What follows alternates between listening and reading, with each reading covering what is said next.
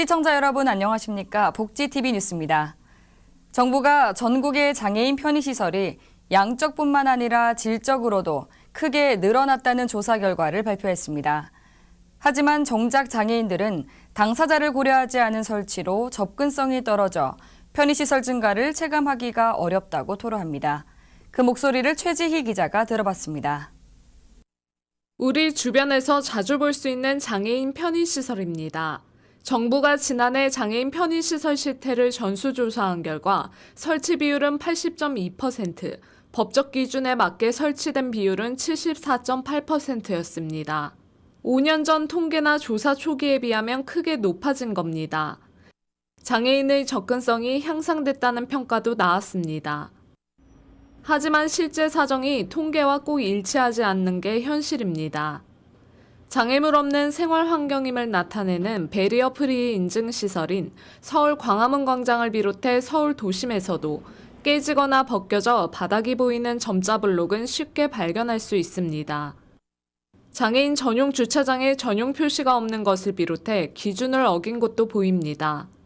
가장 큰 어려움은 장애인 편의시설에 당사자가 접근하기 힘들다는 점입니다. 또 편의시설은 누구나 안전하고 편리하게 이용할 수 있어야 한다는 인식이 확산돼야 하고 체감할 수 있도록 구축돼야 한다고 입을 모았습니다. 복지TV 뉴스 최지입니다. 국토교통부가 돌봄 서비스와 커뮤니티 활성화 등 다양한 복지 서비스로 복지 사각지대에 놓인 주거 취약계층을 지원합니다.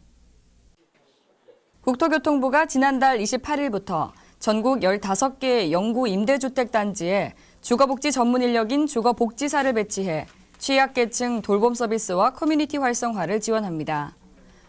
그간 국토부는 영구 임대주택으로 저소득층과 취약계층 주거 안정에 기여했지만 물리적 공간인 주택을 제공하는 것으로 한정돼 있다는 평가를 받아왔습니다.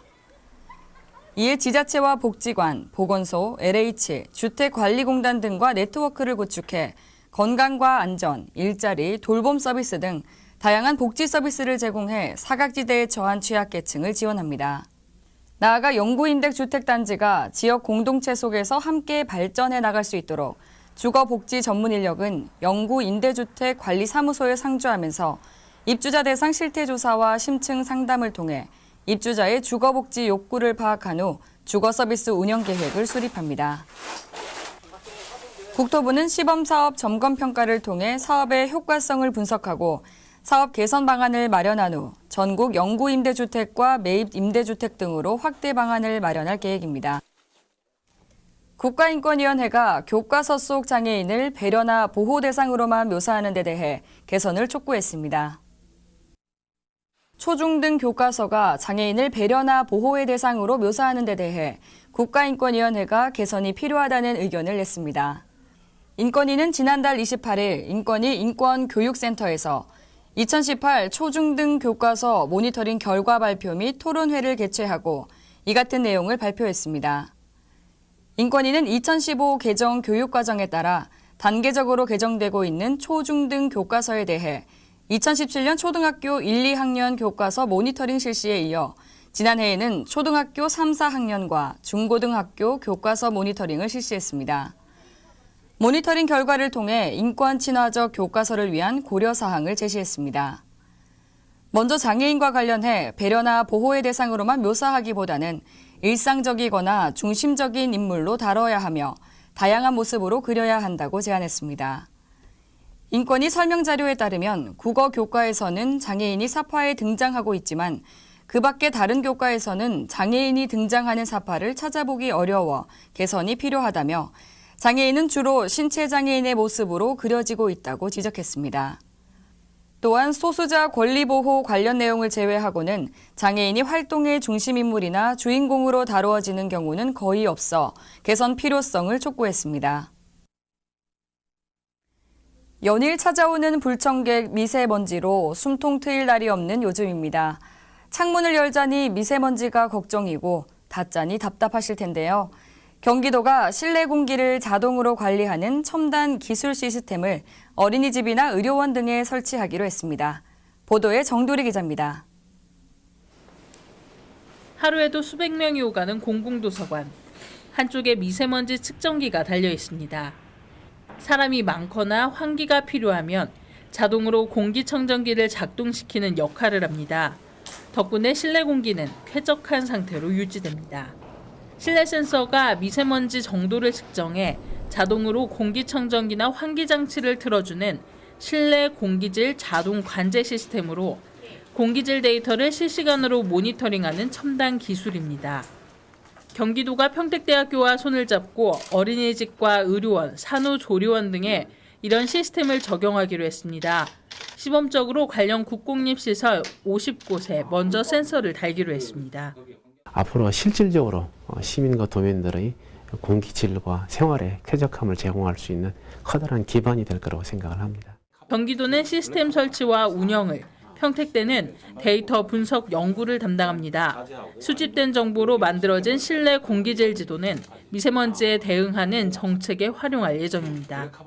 통신망을 이용해서 데이터가 쌓이기 때문에 나중에 이제 빅데이터화해서 이 구간들 분석, 월별, 일별, 주중, 주말 분석이 다 가능하겠죠.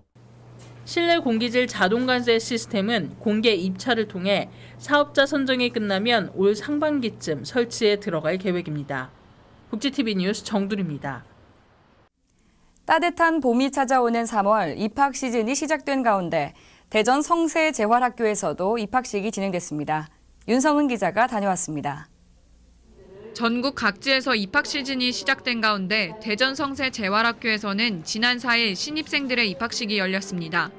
성세재활학교는 50년의 역사를 지닌 특수학교로 장애를 지닌 학생들이 유치원부터 초중고와 전공과까지 마칠 수 있도록 5개 교육과정이 마련돼 있으며 학생들에게 특화된 교육을 실시하는 학교입니다. 이날 입학식에는 학생들과 학부모를 비롯해 교육 관계자 200여 명이 참석해 진행됐습니다. 저희는 애체능 중점학교라고 볼 수가 있습니다. 우리 학생들이 중증장애 학생이다 보니까 국영수 2주보다는 애체능, 체육이라든가 미술, 음악, 컴퓨터 이런 교과를 통해서 학생들이 흥미롭게 수업에 참여할 수 있도록 지금 하고 있습니다.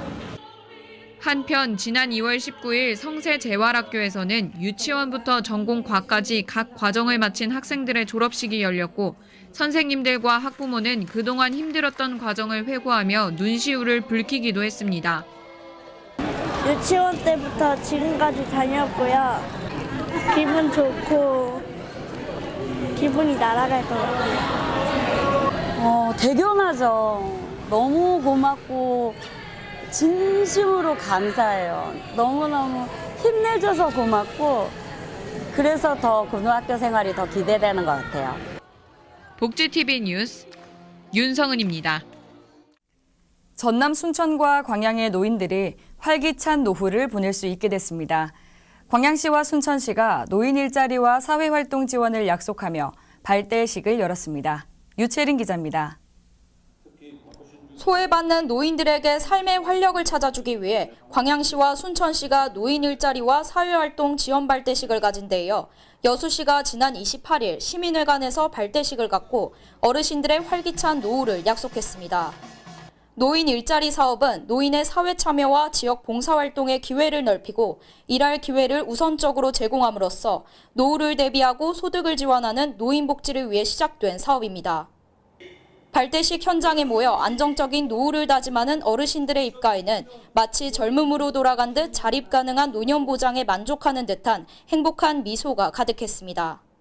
민간자본을 유치해서 컨벤션 센터도 짓고 많은 관광시설도 짓고 해서 일자리가 많이 나오도록 이렇게 해서 여수 경제가 잘 돌아가야 우리 어르신들 잘 모실 수 있다고 생각합니다. 경제 문제는 물론이고 문화, 체육 이런 분야도 신경도 쓰고 또 복지 쪽도 항상 잘 챙겨서 우리 저기 소외된 곳이 없도록 해서 우리 어르신들이 행복하게 지내실 수 있도록 건강하게 지내실 수 있도록 잘 모시겠습니다. 특히 교직 생활을 했던 퇴직교사를 활용한 이순신 충효사상 예절지킴이 또 평생사업 등을 통해 배운 지식을 지역사회에 환원하는 문화예술 나눔이 사업 등 다양한 일자리가 추진됩니다. 앞으로 초고령 사회에 대비해 어르신들의 일자리 창출이 원동력이 될 수 있도록 행복하고 건강한 노후 생활로 노인 복지가 조금이라도 풍요로워지길 기대해봅니다. 복지TV 뉴스 유채린입니다. 순천시가 더 좋은 순천 토크 콘서트를 열고 시민과 소통하는 자리를 가졌습니다. 순천시가 지난달 28일 시민이 바라는 순천을 주제로 허석 시장이 직접 2019년 시정 방향을 설명하고 다양한 시민들의 질문에 답하는 올해 첫 더 좋은 순천 토크 콘서트를 개최했습니다.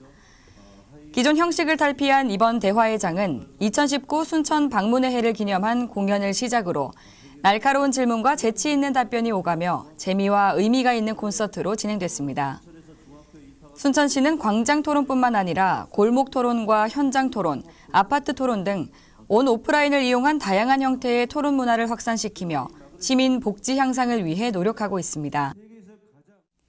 소상공인의 카드 수수료 부담 완화를 위한 제로페이를 활성화하기 위한 비전 선포식이 전남에서 열렸습니다. 판매자뿐만 아니라 소비자에게도 소득공제와 할인 등 다양한 혜택이 있어 앞으로 어려운 경제 여건 속 역할을 톡톡히 해줄 것으로 기대되는데요. 보도에 박선영 기자입니다. 전라남도는 지난 26일 순천 아랫장 전통시장에서 소상공인에게 힘이 돼줄 수 있는 제로페이 전남제도의 본격적인 시행을 알리는 선포식을 가졌습니다. 200여 명이 참석한 이날 선포식에서는 도지사, 순천시장, 금융인 등 협약 참여자들의 업무 협약서 서명과 전통시장 현판 제막식에 이어서 김영록 도지사가 직접 순천 아랫장 현장에서 제로페이를 시연했습니다. 제로페이는 소상공인의 카드 수수료 부담 완화를 위해 정부에서 개발, 도입한 모바일 결제 시스템으로 소비자가 QR코드를 찍으면 소비자 계좌에서 판매자 계좌로 돈이 이체되는 직거래 결제 방식입니다. 우리 전라남도도 마찬가지로 우리 소상공인 여러분에 대해서는 정부의 노력 못지않게 더 우리가 여러분의 아픔을 더 알고 있기 때문에 함께 실제 도움을 줄 수 있는 것들을 이렇게 노력을 하고 있습니다. 그래서 전남 제로페이 중소기업부에서 이 제로페이에 대한 여러 가지 정책 제안들을 하시고 또 제도를 만들었습니다. 그래서 전남도 함께해서 전남 제로페이를 빠르게 확산시키도록 하기 위해서 오늘 이렇게 선포식을 갖게 됐습니다. 이용자에게도 소득공제 40%와 공공시설 이용 시 다양한 할인 혜택이 주어지며 협약에 따라 행정기관은 제도의 조기 안착과 활성화를 위해 종합적 지원에 나서고 금융기관과 단체는 가맹점 모집에 노력할 계획입니다. 어려운 경제 속 제로페이의 활성화를 통해 소상공인의 카드 수수료 부담 해소로 경제적 어려움을 덜어줄 수 있는 순천시가 되길 기대해봅니다. 복지TV 뉴스 박선영입니다.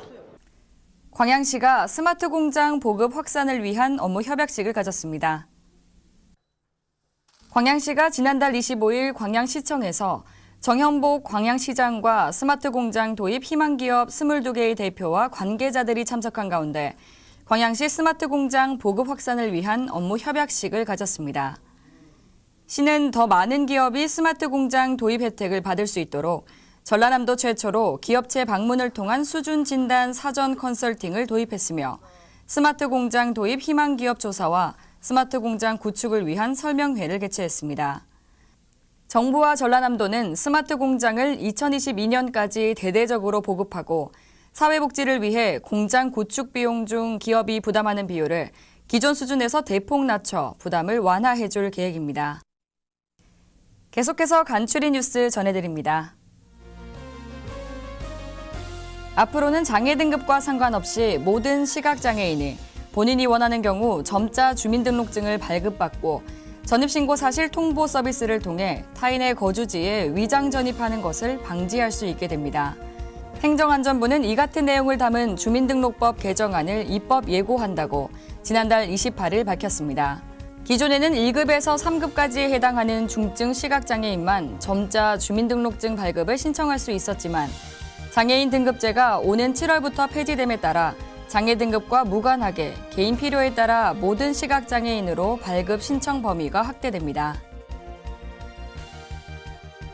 장애인 등 교통약자가 전용 주차구역의 부족과 설치 기준 부적합 등으로 인해 이동권을 침해받고 있어 개선이 필요한 것으로 나타났습니다. 한국소비자원의 수도권 다중이용시설 30곳과 동시설의 교통약자 주차구역 주차 차량 110대에 대한 안전실태 조사 결과입니다. 그 결과 대다수 장애인 전용 주차구역이 설치 기준에 부적합한 것으로 나타났습니다. 한국소비자원에 따르면 장애인과 노인, 임산부 등의 편의 증진 보장에 관한 법률과 교통약자의 이동편의 증진법에 따라 다중이용시설에는 장애인 전용 주차구역을 기준에 맞게 설치해야 합니다. 설치 장소는 출입구와 승강기 근처에 설치해야 하고 안내 표지 등도 규정하고 있습니다. 하지만 조사 대상 시설 중 장애인 전용 주차구역이 설치된 곳 모두 설치 기준에 부적합해 안전사고 발생이 우려됐습니다. 이 밖에 자세한 소식은 웰페어뉴스 홈페이지와 장애인신문에서 확인하실 수 있습니다. 3월은 새로운 시작이 많은 달입니다.